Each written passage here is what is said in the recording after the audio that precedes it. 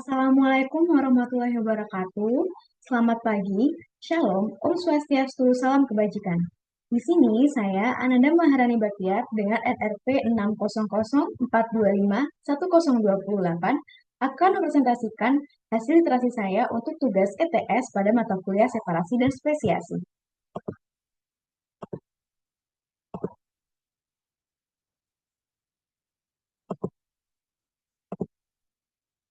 Adapun tugas dari kesempatan kali ini yaitu aplikasi GC dan HPLC pada bidang kesehatan atau medis. Adapun judul jurnal yang saya ambil yaitu Assessment of Bioactive Compound Variation and In Vitro and In Vivo Antioxidant Activity in Edible Fresh and Processed Bambusa Nutan Shoot through FTIR, GCMS, and HPLC Analysis. Berikut merupakan kuartil dari jurnal yang saya ambil yaitu pada Q1 berdasarkan Simago. Selanjutnya ada pun latar belakang dari penelitian ini yaitu karena adanya perubahan lingkungan sebab dari urbanisasi dan modernisasi menyebabkan manusia hidup dengan gaya hidup yang tidak sehat karena adanya paparan polusi yang meningkat serta banyaknya konsumsi makanan olahan instan seperti itu.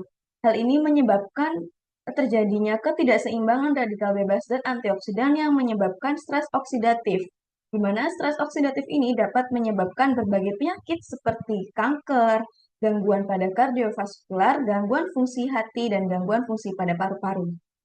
Kemudian, meskipun tubuh kita telah menghasilkan antioksidan sendiri, namun kita masih memerlukan antioksidan dari eksternal seperti pada tanaman.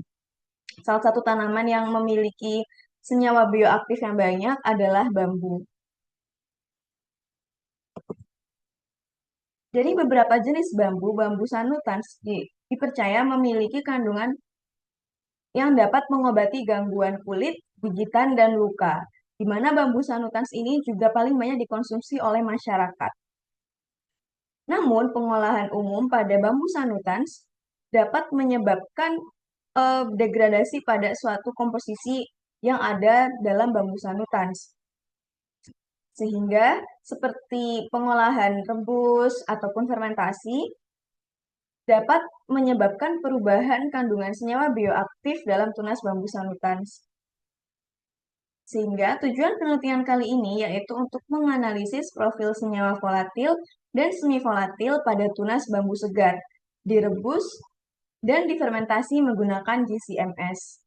Kemudian yang kedua, menentukan kandungan senyawa fenolik dan flavonoid melalui HPLC. Yang ketiga, membandingkan perubahan komposisi senyawa bioaktif akibat proses pengolahan untuk menentukan perlakuan terbaik dalam meningkatkan potensi terapeutik pada tunas bambu sanutans. Adapun metodologi analisis yang digunakan pada jurnal ini yang pertama itu ada FTIR, JCMS, HPLC dengan detektor UV, spektrofotometer UV vis, uji in vivo dan uji in vitro. Secara kimia, analisis kimia yang dilakukan ada 4, FTIR, spektro UV vis, GCMS, dan HPLC. Di sini, saya akan memfokuskan untuk pembahasan pada analisis GCMS dan HPLC. Adapun perbandingan analisis yang dilakukan pada penelitian kali ini untuk tujuannya pada analisis GCMS untuk identifikasi senyawa volatil atau semi volatil, sedangkan pada HPLC untuk menganalisis senyawa polar atau non volatil.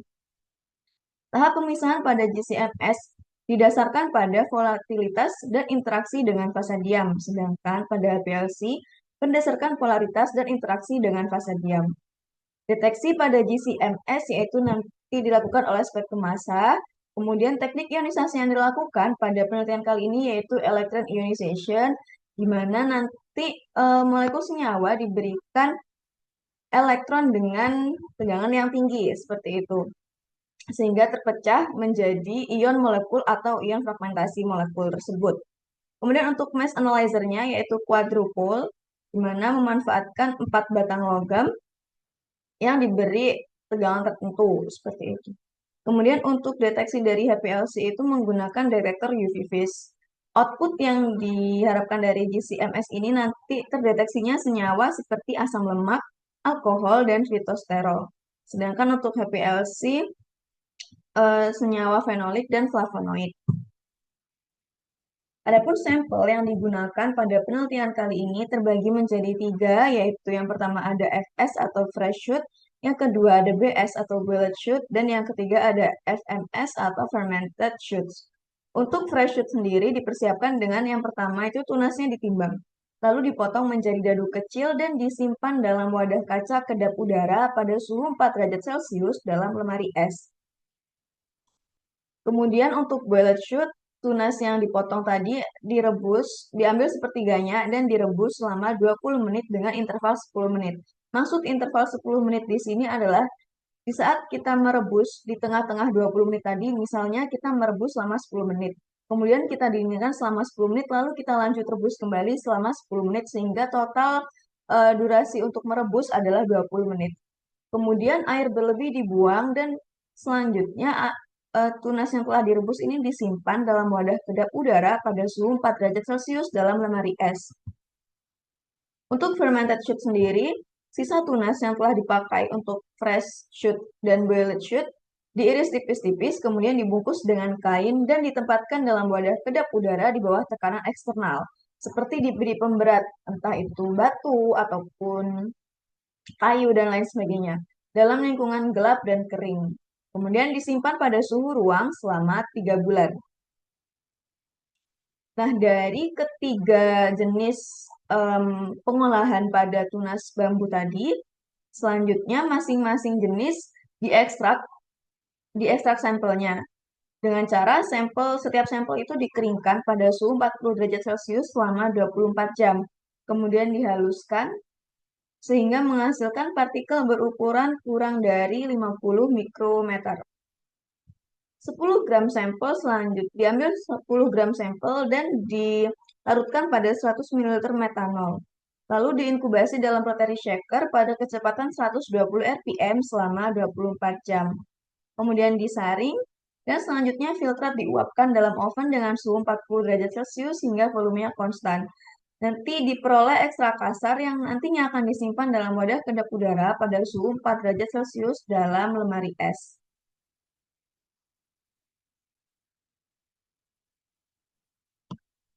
Adapun persiapan untuk melakukan analisis gizi, yang pertama pelarutan ulang ekstrak. Jadi ekstrak kasar yang sudah diperoleh pada ekstrak sampel secara umum tadi dilarutkan kembali menggunakan pelarut non-polar seperti N-heksan atau etil asetat agar senyawa volatilnya itu dapat terlarut dengan baik. Kemudian larutan yang telah dilarutkan tadi difiltrasi untuk menghilangkan partikel padat yang dapat mengganggu analisis pada GC, biasanya menggunakan syringe filter 0,22 mikrometer ya untuk mencegah penyumbatan injektor pada GC. Selanjutnya sampel cair jernih dimasukkan ke dalam vial kaca kecil sebanyak 1-2 ml. Nantinya yang akan terbaca oleh alat yang diinjeksikan ke instrumen yaitu 1 mikroliter sampel, di mana senyawa volatil akan terpisah di dalam kolom kapiler dan teridentifikasi melalui detektor massa. Adapun teknik ionisasinya menggunakan electron ionization. Untuk persiapan HPLC sendiri, hampir sama seperti GC, yang pasti untuk yang pertama itu ekstrak sampel umum tadi dilarutkan dalam pelarut polar, misalnya metanol atau buffer fosfat.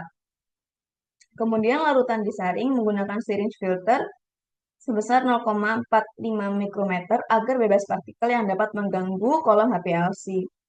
Selanjutnya 1-2 ml larutan jernih dimasukkan ke vial autosampler. Namun yang akan terbaca oleh instrumen itu yang diinjeksikan hanya sekitar 20 mikroliter. Dijalankan pada kolom C18 dengan fase bolak-balik dengan deteksi UV vis pada panjang gelombang 280 hingga 320 nanometer untuk menganalisis senyawa fenolik dan flavonoid. Nah, mengapa syringe filter pada kedua metode ini berbeda, yaitu lebih kecil pada GC, karena memang kolom pada GC itu memiliki ukuran yang lebih kecil daripada HPLC. Berikut merupakan kromatogram dari GC-MS yang digunakan. Ada di pojok kiri ada dari fresh shoots atau tunas bambu yang cuma dipotong kecil-kecil lalu disimpan. Kemudian ada BS, boiled shoot, dan yang di bawah itu ada fermented shoot. Nah, untuk pada fresh shoot sendiri, pada jurnal dikatakan terdapat beberapa molekul terbanyak, yaitu ada 7. Di sini terlihat pada peak serial number 1, 9, 10, 11, 14, 17, dan 21. Nah, adapun pada serial number nomor 9 itu dengan luas area 12,17% merupakan siklooktanon dengan rumus molekul C8H14O, di mana siklooktanon ini memiliki aktivitas biologis berupa antioksidan ringan.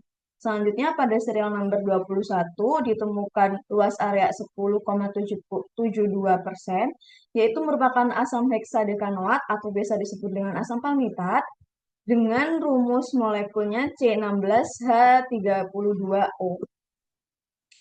Di sini si asam palmitat ini dapat berperan sebagai antiinflamasi, emolien, melindungi sel dari stres oksidatif, dan dapat berperan dalam metabolisme lipid. Selanjutnya pada serial number 10 dengan luas area 9,95% ditemukan asam benzoat dengan rumus molekul C7H6O2. Maaf, itu belum tercantum angka 2. Nah, asam benzoat ini dia itu memiliki aktivitas biologis berupa antimikroba. Selanjutnya pada serial number 14 ditemukan senyawa heksadekanol dengan manfaat atau aktivitas biologisnya itu dia dapat sebagai antioksidan dan antimikroba. Pada serial number 11 dengan luas area 7,53% ditemukan dodekanol, dia dapat berperan sebagai antimikroba dan surfaktan alami. Pada serial number 1 dengan luas area 6,15% terdapat fenol yang merupakan antioksidan kuat dan antibakteri serta anti-inflamasi. Untuk serial number 17 yaitu dengan luas area 5,48 ditemukan dekanal, dia dapat berperan sebagai antibakteri. Seperti itu. Nah, pada hasil kromatogram untuk pengolahan yang pertama yaitu direbus, boiled shoot, di sini kita melihat 3 peak dengan luas area terbesar yaitu ditemukan pada serial number nomor 10, 11, dan 16. 3 senyawa terbesar yang ditemukan pada hasil GCMS di boiled shoot ini merupakan yang pertama itu dengan serial number 16 dan luas area 34,43 merupakan asam siklopropanadiesetat yang merupakan hasil degradasi termal asam lemak yang dapat berperan sebagai antioksidan dan menurunkan toksisitas oksidatif. Kemudian serial number nomor 10 dengan luas area 29,58 merupakan asam benzoat yang memiliki sifat antimikroba. Selanjutnya dengan serial number 11 dan luas area 5,42 merupakan siklotetradekan yang dapat menstabilkan lemak. Di sini dapat diketahui bahwa pemanasan rebung atau tunas bambu selama 20 menit menghasilkan degradasi senyawa volatil dan memunculkan asam-asam organik baru yang lebih stabil secara termal. Jadi, kalau misalnya kita lihat pada kromatogram fresh shoot dan boiled shoot, di sini untuk fresh shoot sendiri dia muncul 24 senyawa. Namun pada boiled shoot hingga 26 senyawa. Hal ini menandakan pemanasan yang diberikan dapat mendegradasi senyawa volatil dan memunculkan asam-asam organik baru tadi yang lebih stabil secara termal. Kemudian untuk fermented shoot sendiri ada kita pilih tiga peak dengan luas daerah terbesar yaitu pada serial number 14, 27, dan 36. Nah, selanjutnya untuk serial number nomor 14 sendiri dengan luas area 40,45%, di sini adalah heksadekanol yang memiliki sifat antioksidan dan antimikroba. Kemudian pada serial number 27 dengan luas area 8,87%, merupakan asam heksadekanoat atau asam palmitat yang dapat berperan sebagai antiinflamasi, emolien, melindungi sel dari stres oksidatif, dan dapat berperan dalam metabolisme lipid. Selanjutnya ada pada serial number 36 dengan luas area 5,84%, yaitu ditemukannya salah satu jenis fitosterol, yaitu kampesterol, di mana dia dapat menurunkan kolesterol dan melindungi sistem kardiovaskular pada jantung serta antiinflamasi dan antioksidan. Nah, di sini dapat terlihat bahwa fermentasi itu dapat meningkatkan senyawa heksadekanol hingga 40% dan memunculkan fitosterol baru yaitu kampesterol. Dan fermentasi ini juga menunjukkan proses dapat mengoptimalkan pembentukan senyawa bioaktif untuk memperkaya profil antioksidan. Hal ini sesuai dengan kromatogram yang dia hasilkan. Dapat dilihat di sini bahwasanya pada fresh shoot itu tadi 24 muncul 24 molekul dan pada BS tadi muncul 26 molekul, sedangkan pada proses fermentasi muncul hingga 39 molekul. Itulah hal yang menyebabkan proses fermentasi ini dapat memperkaya profil antioksidan. Mengapa itu terjadi? Karena pada proses fermentasi melibatkan em, melibatkan seperti apa namanya makhluk makhluk hidup lainnya yang bisa memperkaya profil antioksidan pada rebung seperti itu. Entah itu seperti ragi atau yeast yang biasa kita kenal. Nah, selanjutnya analisis HPLC. Di sini dia digunakan untuk menganalisis senyawa fenolik dan flavonoid pada 3 pengolahan seperti fresh shoot, boiled shoot, dan fermented shoot. Serta membandingkan kadar-kadar dari senyawa-senyawa tersebut pada ketiga pengolahan itu. Nah, pada hasil HPLC ini ditemukan 5 asam fenolik dan 4 flavonoid pada tunas bambu sanutan seperti itu. Nah, dapat dilihat pada proses perebusan ini terdapat penurunan senyawa fenolik. Hal ini disebabkan eh, senyawa fenolik tersebut kemungkinan larut dalam air mendidih seperti itu, sehingga pada kolom yang BS ini terlihat ada 3 senyawa yang tidak muncul pada analisis HPLC. Nah, hal ini menandakan bahwa proses perebusan ini dapat menurunkan aktivitas antioksidan pada tunas bambu sanutan tersebut karena adanya degradasi atau kelarutan dari beberapa senyawa fenolik. Nah, selanjutnya pada proses fermentasi di sini dia meningkatkan beberapa senyawa lain dan juga menurunkan kadar dari beberapa senyawa. Nah, di sini dia itu mengurangi kadar dari senyawa fenolik tapi dapat meningkatkan aktivitas antioksidan karena meningkatnya senyawa-senyawa flavonoid yang lain seperti itu.